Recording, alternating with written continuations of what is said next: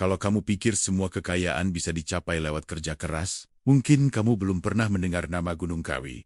Di sanalah banyak orang datang, bukan untuk mendaki, tapi untuk berlutut, mengikat janji dengan sesuatu yang tak kasat mata. Termasuk seorang wanita bernama Teh Sarah.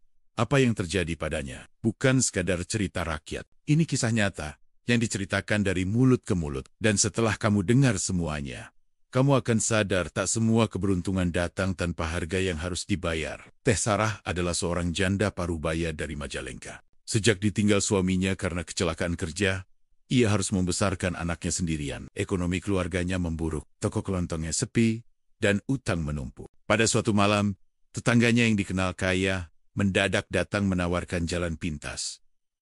Kalau kamu berani ke Gunung Kawi, semua masalahmu bisa selesai.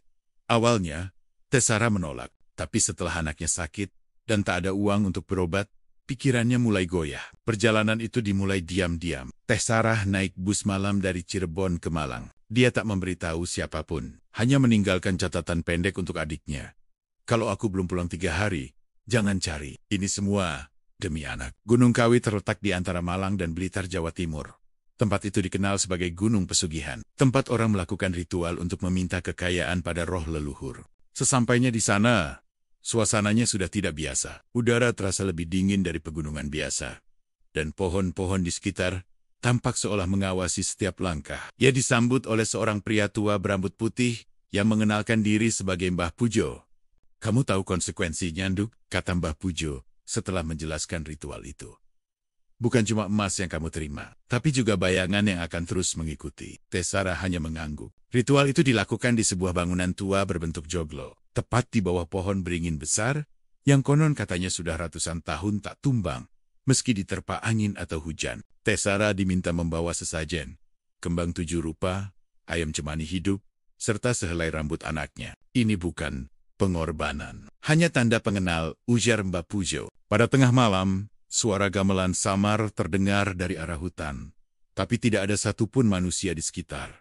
Hanya suara. Saat ayam disembelih, darahnya digunakan untuk menulis nama Teh Sarah di atas lembaran kain putih. Kemudian, Mbah Pujo membacakan mantra dalam bahasa Jawa kuno, Gusti Kawi, terimalah tamu yang datang bukan untuk memohon, tapi untuk menjual. Angin berhenti. Pohon beringin tak lagi bergoyang, dan dari dalam gelap, muncul bayangan besar yang membentuk sosok pria bertubuh panjang, bermata merah. Setelah ritual itu selesai, Teh Sarah pulang ke rumah.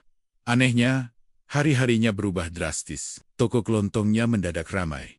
Utangnya dilunasi oleh orang tak dikenal, dan dalam waktu setahun, ia membuka 5 cabang toko di daerah lain. Tapi di balik kesuksesan itu, mulai muncul tanda-tanda aneh. Bayangan yang berjalan sendiri tanpa tubuh. Suara orang menangis di kamar mandi saat subuh. Uang yang berubah menjadi daun kering di pagi hari.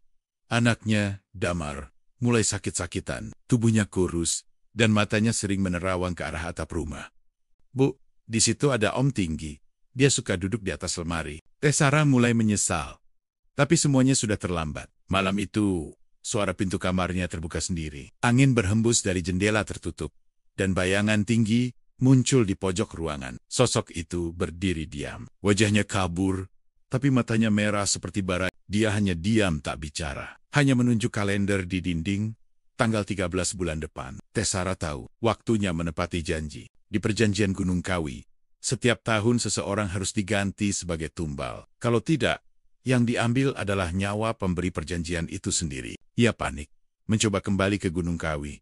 Tapi semua jalan seperti berputar. Peta tak bisa dibaca. GPS mati. Bahkan ojek online tak mau mengantar. Sementara itu, anaknya Damar hilang dari dalam rumah. Padahal semua pintu terkunci dari dalam. Tapi tubuh Damar tak pernah ditemukan. Setahun kemudian, adik Teh Sarah yang menemukan catatan awalnya mulai mencari tahu kebenaran. Ia pergi ke Gunung Kawi dengan diam-diam. Saat bertanya pada warga sekitar, tak ada yang mengenal nama Mbah Pujo. Tapi satu orang tua penunggu makam bilang, kalau yang kamu cari itu mungkin bukan manusia.